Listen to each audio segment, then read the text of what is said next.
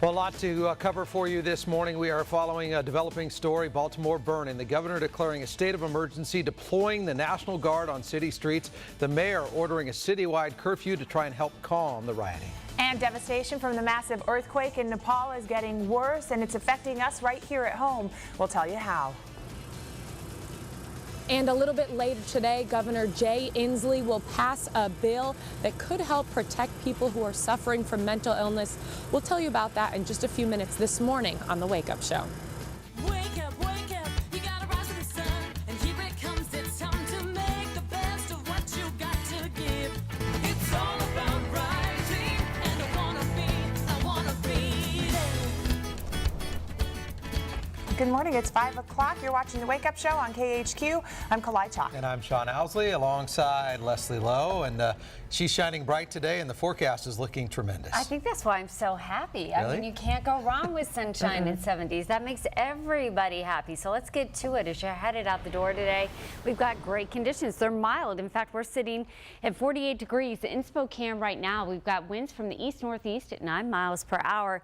As far as your daytime highs go, how about 75 degrees? That's here in the metro area. For folks down across the lower Columbia Basin, we're into the 80s. We'll continue to talk all about that, as well as some changes on the way tonight when we see you back here in a few minutes. All right, Leslie, thank you. Well, we begin with the big story we have been following through the overnight hours. A lot brand new to share with you this morning out of Baltimore. Protest riots, a number of fires in the city of Baltimore following the death of a black man, Freddie Gray, while in police custody. Take a look. This is a live picture right now. You can see riot police there and the National Guard on the street. The governor has implemented the National Guard to try and calm down that rioting. Here's what we know. We know there's a curfew in place. Schools have been canceled for today. So far, 15 officers have been hurt. We know 6 of them are still in the hospital right now, and more than 2 dozen arrests have been made. Well, we have some brand new video to share with you. Look at this into our newsroom overnight, showing people actually looting cars and buildings, burning. Community leaders right now, they don't want to see this unfolding in their city, and they are calling for calm. Too many people have spent generations building up this city for it to be destroyed by thugs. These acts of violence and destruction of property cannot and will not be tolerated. Well, you are looking at the video now of those rioters swarming the streets, damaging property, starting fires. You can see buildings simply gone. The Gray family also sending a message to rioters. They're pleading for calm, asking that no protest be held in remembrance of Freddie Gray. I want y'all to get justice for my son, but don't do it like this here. Don't tear up the whole city, man, just for him. It's wrong. And again, we want to show you these pictures. Several fires destroying buildings. They started during the night. They're still burning this morning. Firefighters have responded to multiple fires all over the city following these violent outbursts of violence and protests. One 3-alarm fire destroyed a community-based organization for youth and families. Of course, we're keeping an eye on this all morning long. I know a number of the pastors have been meeting with some of the people that are rioting, trying to talk some sense into them to get them to stand down and calm down, but no word if they've been successful in that. A lot of the pastors and the ministers in that city, zero sleep, trying to connect, try to get things kind of calmed on the city streets and reduce the violence. And of course, we're showing you some of the pictures, but on social media, there are also several pictures and messages coming out of the area. Let's go to Nicole Mishke with that. Well, Sean and Kalai, thousands of images of rioters, looters, and the unrest have flooded social media. Let's take a look at some of those. Pictures like this one of looters in the streets destroying property and setting police vehicles on fire. This photo right here shows rioters celebrating on top of a police car as windows are smashed in. This image of a mother in the yellow has gone viral. She found her son in the streets amidst the chaos, chased him down, and told him to go home. Rioters are also bragging about what they've done. They're using the hashtag Baltimore Loot Crew. This picture shows a young man with a gun, and the caption reads, "Going out to pop some pigs." Dozens of pictures of stolen merchandise are also coming in, like this one with brand new iPads. And also trending this morning is a video of the Bloods and the Crips announcing that they will unite to fight the police. You got a crip head, you got a blood head. We not here for nobody to get hurt. We're doing this because we don't want trouble. It's mayhem out here because people don't want trouble. We don't want nobody to get hurt. And if y'all keep hurting us, then that's what you're gonna have to deal with. And now this morning, these images are what's coming in as citizens jump in to help the Baltimore Parks and Rec crew clean up the mess this morning. Sean and Clyde. Yeah, Nicole, just disturbing. And I think when you look at those pictures, you understand that the people who are out there aren't necessarily doing this for any other reason than to cause harm. It's not in honor of someone who lost their life in police custody. And we can tell you that city leaders are out in force right now trying to make sure they get a handle on this situation. There's going to be a lot that happens over the next 2 hours, and we have our executive producer monitoring the updates, and we'll relay that to you this morning. Switching gears now, today the Sheena Henderson Act will become a law in the state of Washington. It aims to save families from the heartache that Sheena Henderson's family went through after her estranged husband shot and killed her and then himself inside Deaconess Hospital last summer. Allison Flicker joining us live now this morning with details about this bill. Allison. Sean and Kalai, good morning. This law would require police officers to tell family members when they confiscate a weapon from someone, then it would require them to hold on to that weapon for 72 hours. Take a look at this video right here. This was the scene last July after Sheena Henderson was shot and killed by her husband, Chris, while she was working at the Rockwood Cancer Treatment Center in Deaconess Hospital. And we know just days before this, Chris Henderson had been taken into police custody. He had been on suicide watch. They took away his gun, but after a short mental health evaluation, he was released with his gun. Just a day after that, that is when he shot and killed his wife and then killed himself. And as we come back out here live, we did want to let you know that Sheena Henderson's father has been at the forefront of pushing this legislation forward. He said it is not about gun control. It is not about gun rights. It is about notification and return, and would also allow for a more thorough mental health evaluation instead of leaving that to local law enforcement. And we do expect a little bit later today, Sean and Kalai, that Governor Jay Inslee signs this bill into a law. I'll send it back to you inside. All right, Allison, thank you. Rescuers in Nepal are working around the clock to search for survivors and treat the wounded following last weekend's earthquake. And the death toll continues to rise. It is now above 4,400 people. At least 4 Americans confirmed killed. Thousands remain missing, including 2 girls that are from the Seattle area. Bailey Maloa and Sydney Schumacher, both 19, were trekking in Langtang Valley in Nepal when the earthquake hit. The girls are traveling around the world after graduating from Garfield High School last year. Now, their families have been in contact with the U.S. Department of State. They're reaching out on social media, trying to get whatever help they can to get in touch with their daughters. Spokane native and former teacher Hazen Adel was in Nepal at the time of the earthquakes. He and a crew were filming a documentary in the Himalayas and didn't realize how much destruction there was until they got closer to Kathmandu. KHQ's Caitlin Reardon spoke with him. There have been so many people that have died that there's been a lot of funerals, and there's been a lot of the funerals are cremations, so you're seeing a lot of smoke in the air, and basically you know what that's from. It's from people that have perished, unfortunately. Adel says that most of Kathmandu looks like a tent city right now because people are scared to go back in their homes because of the structural damage. Right now on our web channel, KHQ.com, you can track all of the latest developments in Nepal. We've posted a slideshow of photos taken in the hours and days following the quake. All of that is available right now on the homepage, KHQ.com. Back here in our state, right now, the 16-year-old student who opened fire at North Thurston High School in Lacey, Washington yesterday morning will face a judge later today. That teenager, who was armed with a handgun, walked into the school, fired 2 shots into the air.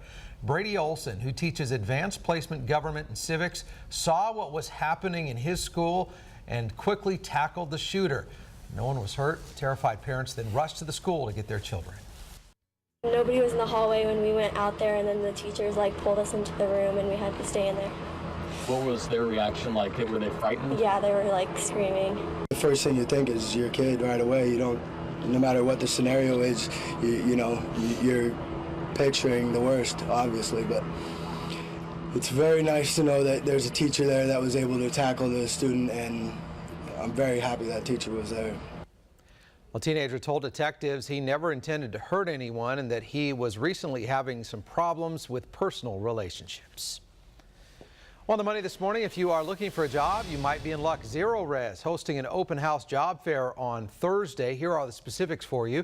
Job fair kicks off at 2 p.m. Spokane Valley on East Indiana Avenue. Zero Res Spokane is a locally owned carpet cleaning franchise. They are staffing up for the summer months, still need qualified technicians. They say don't forget to bring your resume in hand.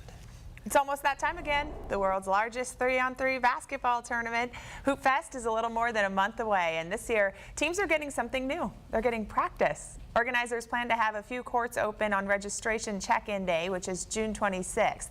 Hoop Fest's executive director says this way, teams will have a chance to get the feel of Spokane's pavement and how the ball bounces off the backboard.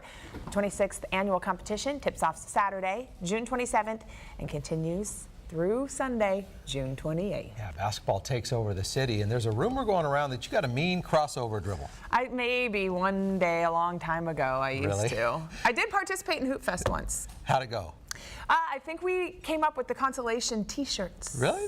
Well, you know, that's not bad. Yeah, I mean, you're tall. You probably played center, right? You know, I did until 6th grade, and then there's a lot of girls that outgrew me. But really? So many people are excited about Hoop Fest, and they have practices, but it's going to be nice to know that they actually get to practice on their home court before the big game. Just kind of get familiar with before the big showdown, right? Yes. Well, coming up on the Wake Up Show, it is an historical landmark in Montana with ties to the Inland Northwest. Right, it's Pompey's Pillar. The national landmark opens today, and it's just one of the locations that explorers Lewis and Clark visited on their way west. We'll take you there live next. It's 5:11 on the Wake Up Show on KHQ. Good morning.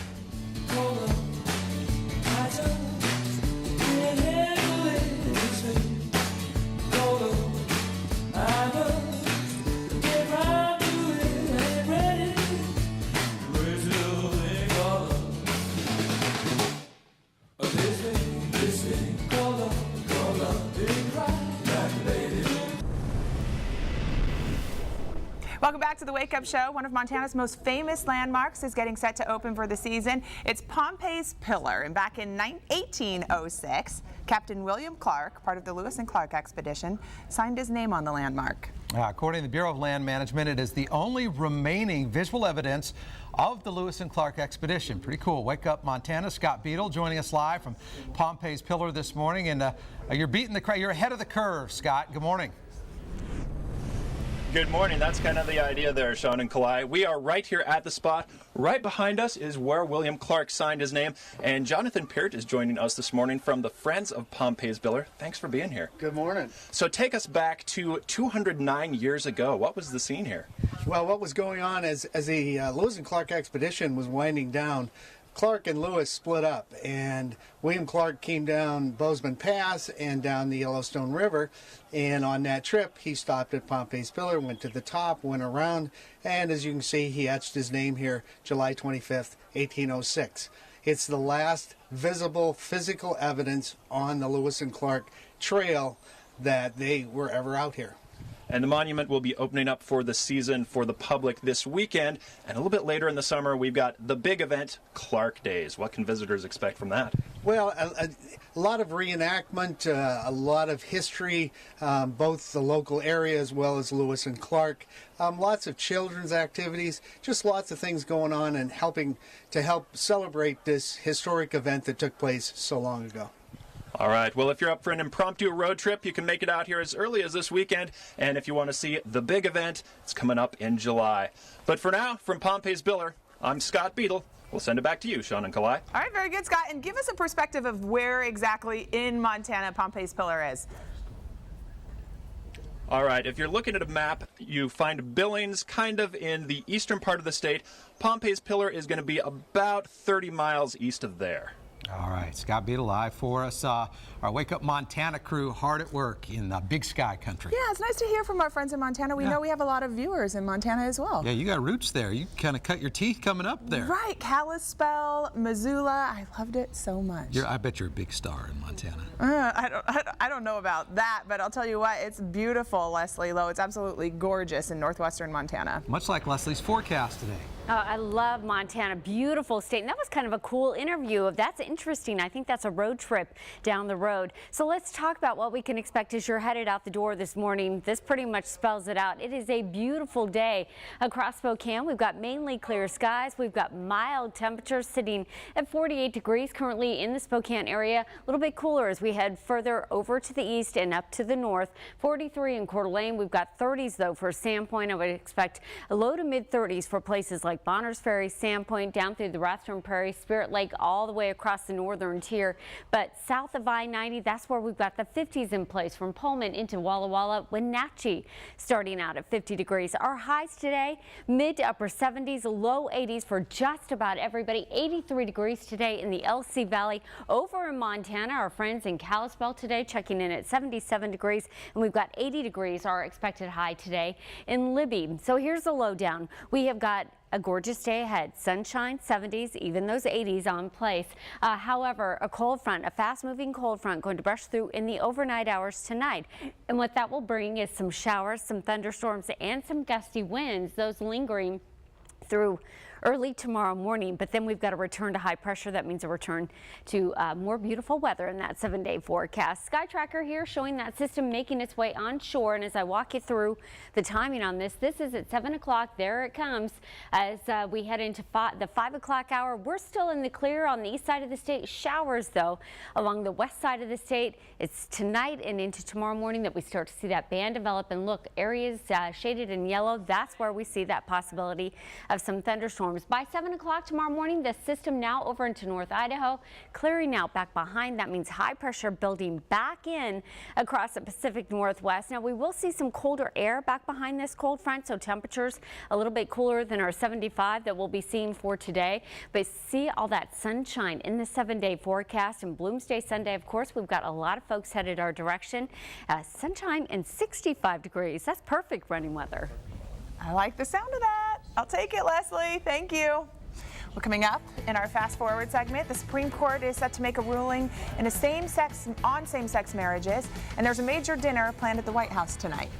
And also straight ahead, that's all that's happening today. Get your capes on, grab your utility belt, find your inner power. It is National Superhero Day. Do you have a favorite? Back in a minute on the Wake Up Show.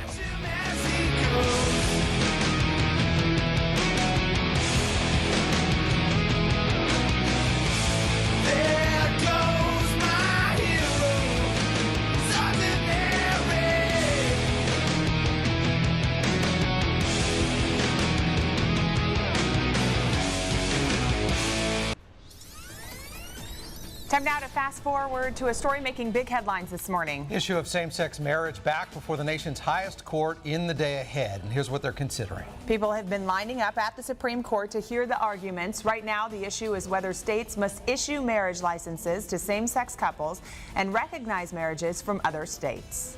Well, this morning preparations are underway at the White House for tonight's state dinner honoring the Prime Minister of Japan. White House chefs yesterday showed off some of their culinary creations. The meal will be served on the new Obama State China service. And today is National Superhero Day. This awesome holiday gets even better because Krispy Kreme likes to celebrate this, and many Krispy Kreme locations are giving away free donuts to celebrate. Customers who buy a dozen donuts of any variety will receive a dozen original glazed donuts for free, all because it's Superhero Day. It's kind of like breakfast kryptonite. Yeah, that'd be fitting. And then also, Leslie Lowe, this is pretty cool. We're asking people on Facebook to let us know who is your real life superhero. Yeah, send those in and we'll some of those. Our superhero, of course, is Leslie. Right. Obviously. Well played, Kalai. I was going to say you guys are my superheroes, so a lot of love going on this morning. Here's a look at your day planner, and you gotta love this. Sunshine and 75 degrees. Our expected daytime high, that's today. We do have a system, a fast-moving system that will brush through overnight tonight. It's going to bring in the possibility of some showers, thunderstorms, and gusty winds. It's short-lived, though. I'll let you know what happens back behind that system when we see you back here in just a few minutes.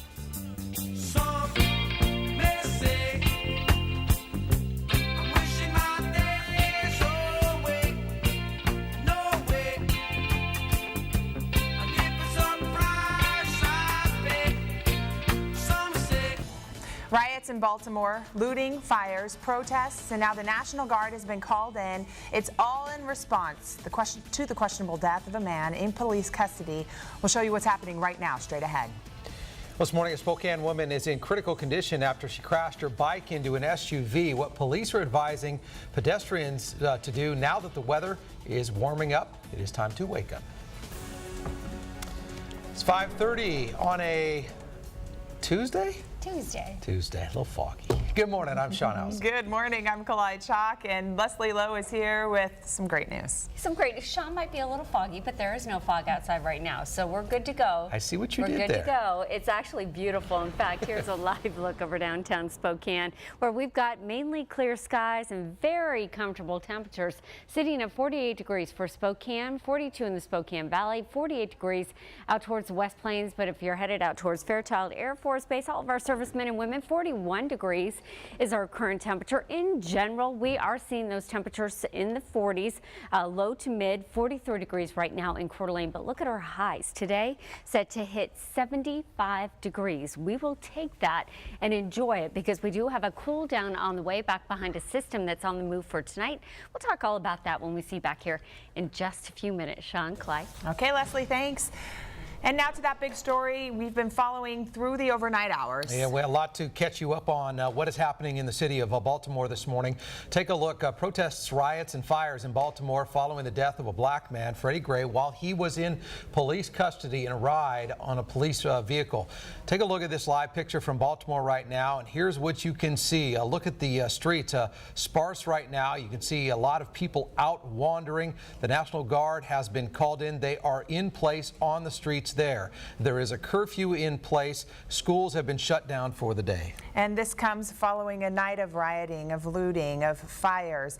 More than 24 arrests were made. 15 police officers were hurt. 6 are in the hospital still right now. Now look at this video, new into our newsroom from the overnight hours. It shows those people destroying buildings, the streets filled with people, cars lit on fire, buildings destroyed by fire. Late last night, the mayor said that what was happening in the city of Baltimore was not an expression of anger, it was simply violence. This is one of our darkest days as a city, and I know that we're much better than this.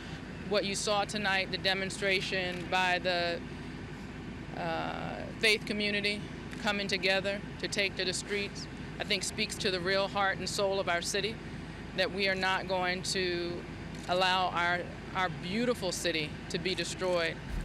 Well, the mayor went on to say that what the rioters are doing is hypocritical, saying you can't say you care about a community and then destroy it. Meantime, the family of Freddie Gray is pleading for peace. Can y'all please stop the violence? Freddie Gray would not want this. And that was Gray's sister speaking. The riots have now led to an overnight curfew. It's going to take place starting tonight, and the National Guard has been brought in. It's arrived this morning in Baltimore, hopefully keeping calm on this second night. Now, right now, a woman is in critical condition following other breaking news here locally. She crashed her bicycle into an SUV. It happened about 9:30 last night near the intersection of Post and Cora. Now, here's what we know. Officers say the woman in her 40s was on her bike south on Post when she hit the passenger side of an SUV crossing the intersection at Cora.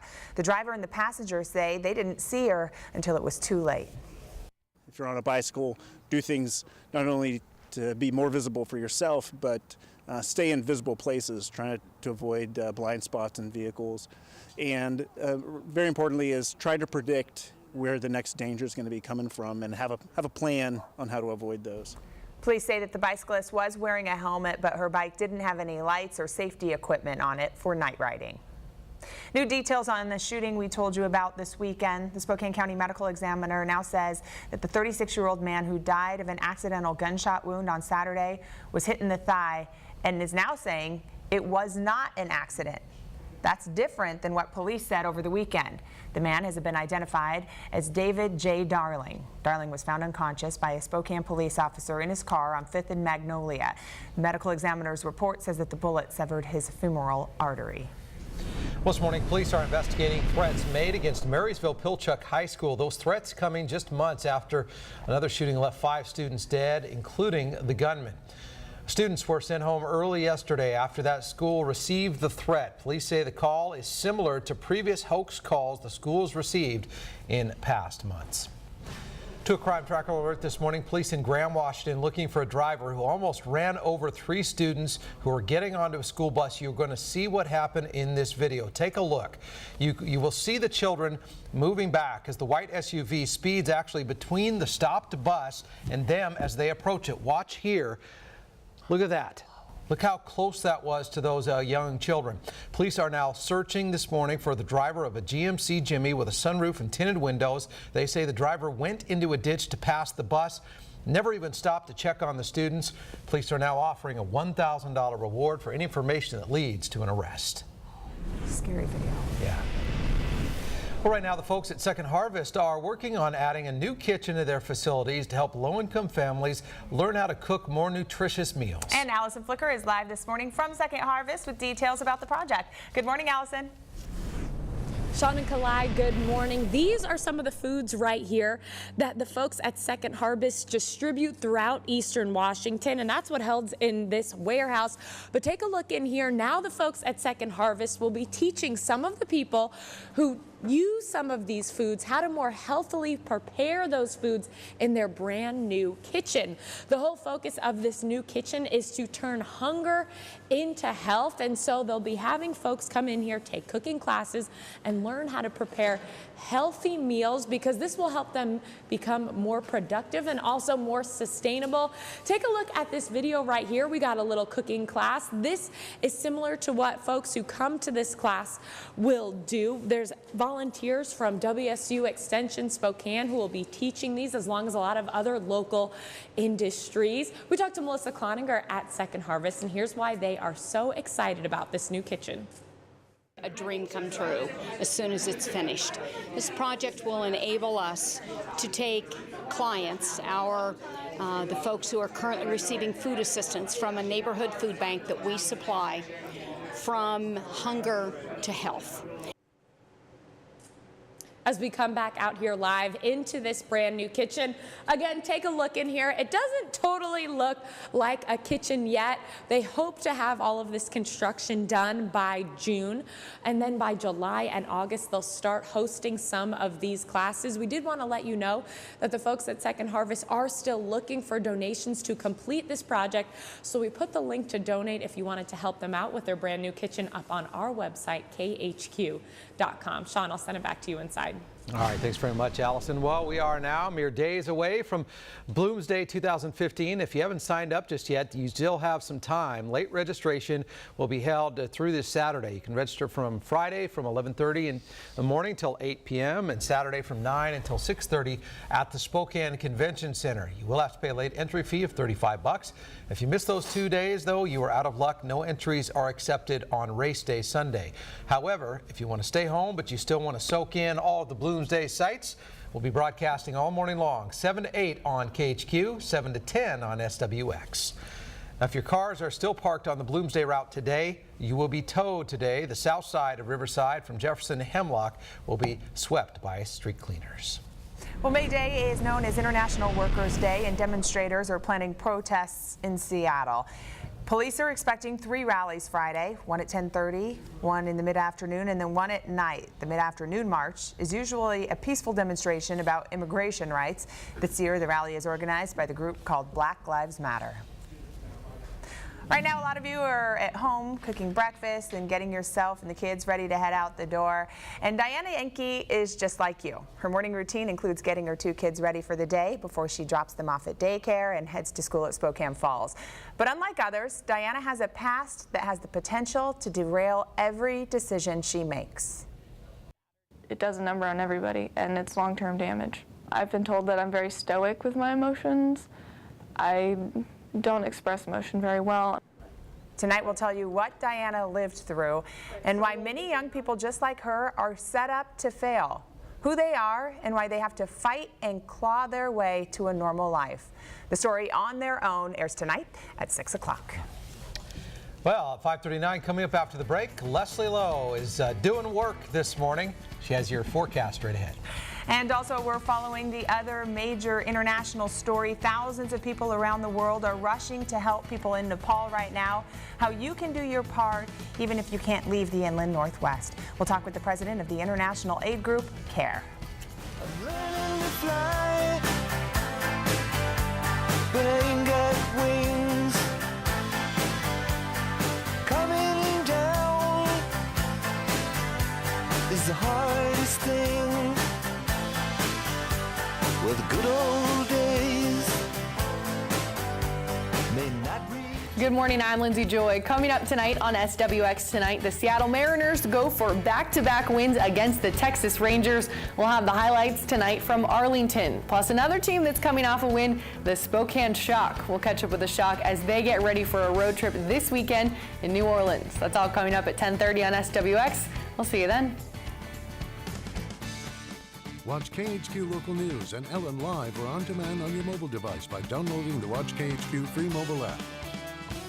You can now find SWX in HD on Comcast Channel 112 and over the air at 6-2. Also, these fine cable providers in your area. Plus, watch SWX, a free mobile app. 5:44 and welcome back. Right now, you're looking at destruction caused by that massive earthquake this past weekend in Nepal. The situation bleak, very dire on the ground, specifically near the epicenter of Kathmandu. The death toll, now 4,400 people confirmed killed. 4 Americans are among the dead. Thousands remain missing and unaccounted for this morning. And right now, people from around the world are rushing to help. One group organizing relief for the victims is the Atlanta-based humanitarian organization CARE. And this morning, we're joined by CARE's president and CEO, Dr. Helen Gale. Good morning. I imagine you have heard a huge response from people who are just saying, how can I help? What can I do? Yes, we have, and you know what we're telling people is that most immediately what they can do is to send resources. This is going to be a massive recovery effort and a rebuilding effort, and so it's going to take the international community being generous. As you know, Nepal is a poor country. They have had almost total collapse of infrastructure in some of the areas, road infrastructure, homes, buildings, including historic buildings, have been destroyed. So it's really going to take a lot to be able to respond to this immediate aftermath, but also help in the rebuilding efforts for Nepal. Dr. Gale, if you can, when crisis hits like something of this magnitude, that's what your organization goes into overdrive. What is priority one for you right now? Well, priority one is to make sure that we're addressing people's most basic and immediate needs. You know, people have had their lives totally upended. People are sleeping in the streets because of concerns about buildings continuing to crumble. Water is becoming scarce. There's very limited electricity. Roads have been destroyed. So we're really working on making sure that we get basic needs to people: clean water, shelter, blankets so that they don't get exposed to cold at night, making sure that they have sanitary needs like soap, toothbrushes. We're helping to build latrines. So, you know, all of the things that are just basic for people right now is what we're trying to supply. And Dr. Gale, tell us how it works. How does CARE send the help? Do you actually send staff? Do you send money? Do you send those resources, or do you give the money to another organization? How exactly does that all work? So we're on the ground, and we've been on the ground in Nepal for almost 4 decades. So we had staff there when the earthquake actually hit. Those staff immediately started to respond, starting to help to pull people from the rubble, get people to first aid, and we were immediately starting to distributing basic family kits, things that had water, food, kitchen supplies, toothbrushes, etc. So we're immediately working on some of those life-saving support for people. But we also are now sending in some of our staff from around the world. We know that we're going to have more staff in country to respond to this. And so now more staff are coming in. We're also getting supplies from neighboring countries like India, where they're starting to fly in, being able to fly in and get some of these kits to us to supply to the families who are in most immediate need. All right, Dr. Helene Gale, CEO of CARE, appreciate your time this morning and the work that your crew is doing there on the ground in Nepal. We have a link to CARE on our website at khq.com. Let's switch gears now here locally. Let's get a look at the weather forecast. Leslie Lowe is standing by with some very good news. Yeah, we do have some good news. I will say, Sean and Clyde, though, you look at the pictures and you hear about that devastation. It's almost unfathomable as to what they're dealing with in that area. We come here and our issues seem so menial. So enjoy today. It's going to be a beautiful day. In fact, take a look at this viewer picture sent in this morning, actually, by Renea and Jim. They're from the Silver Valley. Beautiful shot over the Silver Valley there. And if you've got a great picture you would like to share, please do pass along. Go ahead and post that on my Facebook page, and we will show it right here on the Wake Up Show. So a live look over downtown Spokane. All is clear. It's a beautiful sunny start to the day, and we'll hold on to that sunshine all day long. Also a mild start to the day. We're seeing those temperatures just about everywhere in the low to mid 40s, 48 degrees right now in Deer Park, 48 degrees for places like Spokane and Cheney. We've got 41 degrees right now in Green Acres. Spirit Lake, you're not showing up right now, but I would guess that those temperatures are sitting in the low 40s. Coeur d'Alene, 41 degrees also.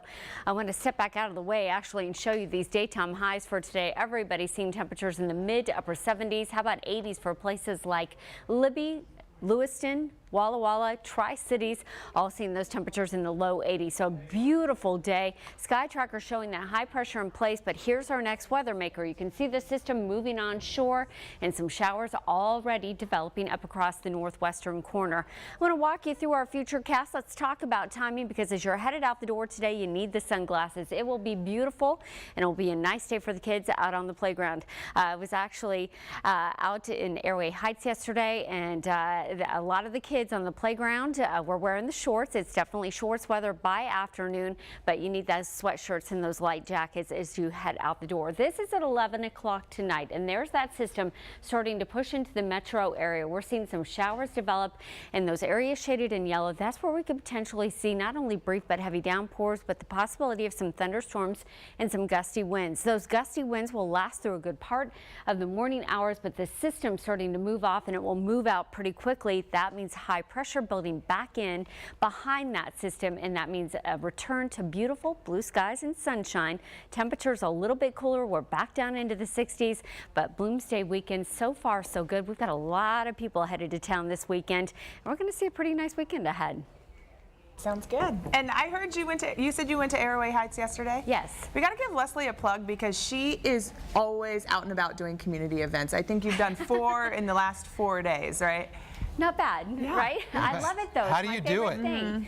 I love meeting people. You're such a firecracker. I'm a firecracker. That could be it, or I'm just a little half crazy. I don't know, but I like hanging out with people, so it's been fun. We call that a good mix. Yes. All right, coming up, we'll have your morning rush right after the break.